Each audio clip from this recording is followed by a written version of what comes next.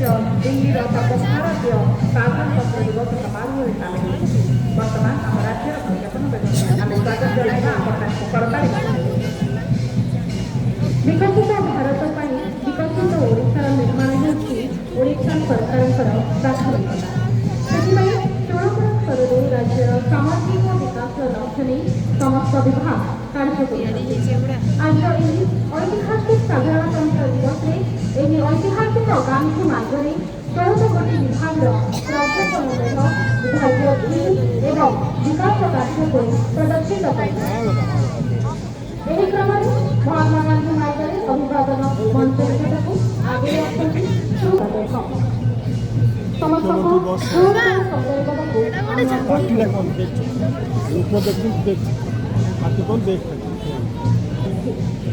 श्रीहरि अभियान होगी एक राज्यस्तरीय योजना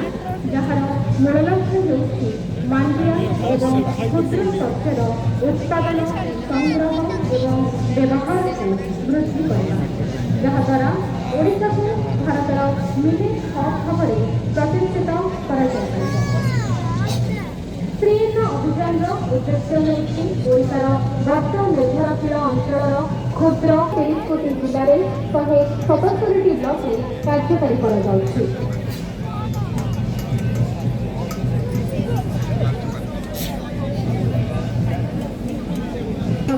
प्रज्ञापन मेढ़ आम शुभहक आशा योजना को नहीं आज प्रज्ञापन मेढ़ 77तम साधारणतंत्र दिवस में भाग नहीं मुख्यमंत्री बस सेवा माध्यम महिला आज सड़क पथर कारत राज्यर प्रथम महिला लोक पायलट बरगढ़ आदिवासी महिला मोनिका यह प्रज्ञापन मेढ़ रखा बेले प्रज्ञापन मेढ़र जनसाधारण कर संतोषी यह राज्यर नारी शक्तिर उपयुक्त उपस्थापना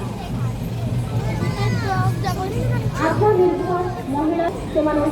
आर्थिक सहायता और प्रोत्साहन प्रदान कर सफल टैक्सी उद्योग कर नूतन ओडिशार परिचय प्रदान परवर्ती प्रज्ञापन मेढ़ ओडिशा सरकार शक्ति विभाग जार थीम रही पीएम सूर्यघर मुफ्त बिजली योजना ओडिशार स्वच्छ सुलभ एवं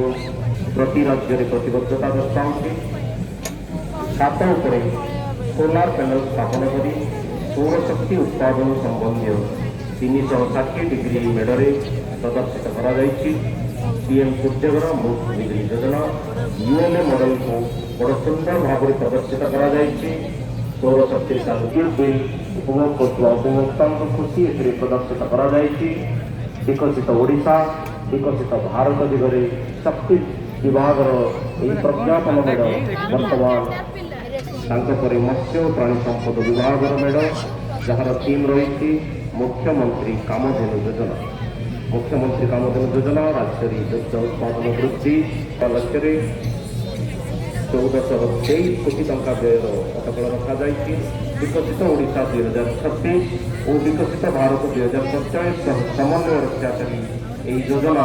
राज्य में श्वेत विप्लव को सशक्त करुच्ची मत्स्य प्राणी संपद विभाग सुंदर मेढ़ बर्तमान मुख्यमंच सम्मुखें माननीय राज्यपाल महोदय को महात्मा गांधी मार्ग में अग्रगामी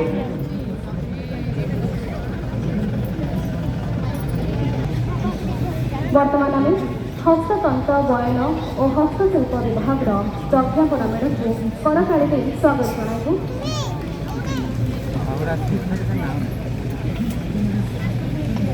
हस्ततंत्र बयन और हस्तशिल्प विभाग द्वारा प्रस्तुत प्रज्ञापन मेढ़र थीम रही रेशम आम राज्य ओडिशा आज समग्र देश में मान्यता आम देश आम रेशम मूल्य शृंखलार एक अभिनव प्रस्तुत महाप्रभुଙ୍କର ଶ୍ରୀ ଅଙ୍ଗବସ୍ତ୍ର ଗୀତ ଗଠିତ ଡିଭାଇନ୍ ଫାବ୍ରିକ୍ କୁ ଏହି କ୍ରମରେ ଓଡ଼ିଶାକୁ ରେଶମ ପରିବର୍ତ୍ତନରେ ଏକ ଉନ୍ନତ ରାଜ୍ୟରେ ପରିଣତ କରିବା ପାଇଁ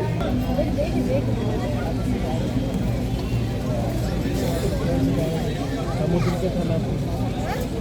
समुद्र वाला फोन पेट्रोल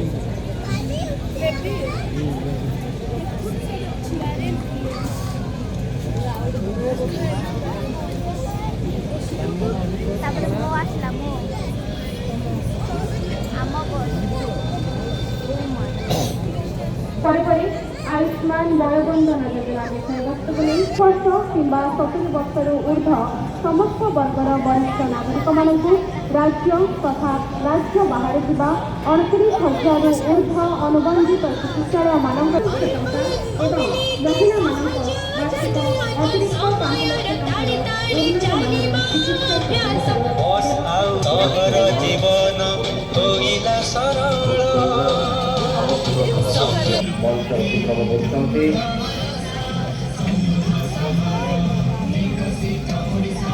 ତାଙ୍କ ପରେ ବିକଶିତ ଓଡ଼ିଶା ବାର୍ତ୍ତା ସମ୍ପୂର୍ଣ୍ଣ ସହର ବିକଶିତ ଓଡ଼ିଶା ଗୃହ ନିର୍ମାଣ ଓ ନଗର ଉନ୍ନୟନ ବିଭାଗର ଏହି ସୁନ୍ଦର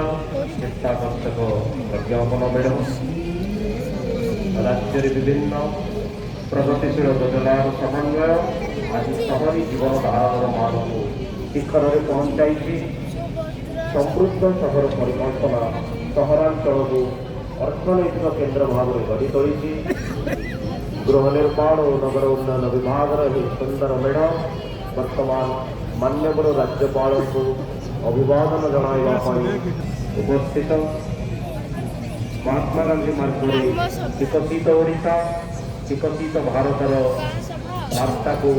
ସୁଦୃଢ଼ କରୁଥିବା ଗୃହ ନିର୍ମାଣ ନଗର ଉନ୍ନୟନ ବିଭାଗ ପରେ ପରେ ଆତ୍ମନିର୍ଭର ମହିଳା ବିକଶିତ ଭାରତର ବିଷୟବସ୍ତୁକୁ ନେଇ ମିଶନ ଶକ୍ତି ବିଭାଗର ପ୍ରଜ୍ଞାପନ ଲେଖ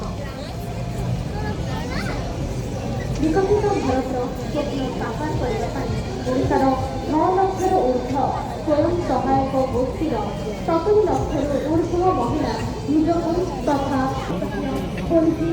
ଦକ୍ଷତା ବିକାଶ ପ୍ରଶିକ୍ଷଣ ସର୍ବଭାରତୀୟ ଏବଂ ଅନ୍ତର୍ଜାତୀୟ ଅନୁଭବ ପ୍ରଦାନ କରିବେ। ଏହି ପ୍ରଜ୍ଞାପନ ମେଢ଼ର ମୁଖ୍ୟ ଆକର୍ଷଣ ହେଉଛନ୍ତି ଆମ ସୁଭଦ୍ରା ସେମାନଙ୍କ ପରେ ପରେ ବିବିଧି ରାମଜୀ ସଭିଙ୍କ ପାଇଁ ପକ୍କା ଘର ବିଷୟବସ୍ତୁକୁ ନେଇକି ପଞ୍ଚାୟତି ରାଜ ଓ ପାନୀୟ ଜଳ ବିଭାଗର ପ୍ରଜ୍ଞାପନ ମେଢ଼ ସମସ୍ତଙ୍କୁ ବିପୁଳ କୌଶଳ ଦେଇ ବିକଶିତ ଭାରତ 2047 ଆରମ୍ଭ କରାଯାଇଛି। ସଭିଙ୍କ ପାଇଁ ପକ୍କା ଘର ନିମନ୍ତେ ନୂଆ ଶିକ୍ଷାନୀତି ପରମ୍ପରା ବିଦ୍ୟାଳୟର ଭିତ୍ତିଭୂମିକୁ ପ୍ରଦର୍ଶିତ କରାଯାଇଛି। ତାଙ୍କ ପରେ ଦକ୍ଷତା ବିକାଶ ଓ ବୈଷୟିକ ଶିକ୍ଷା ବିଭାଗର ଏକ ସୁନ୍ଦର ମେଢ଼ ଯାହାର ଥିମ୍ ରହିଛି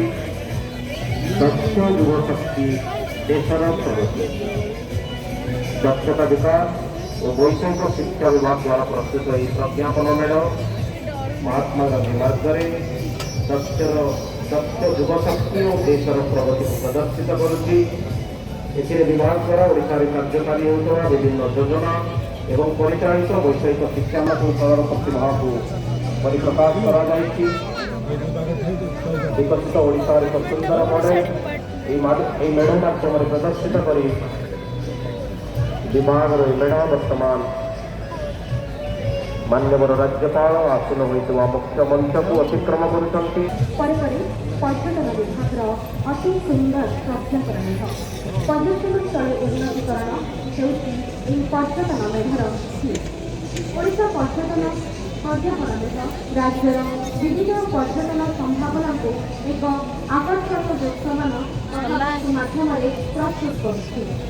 ମନ୍ଦିର ଐତିହ୍ୟ ଓ କଳିଙ୍ଗ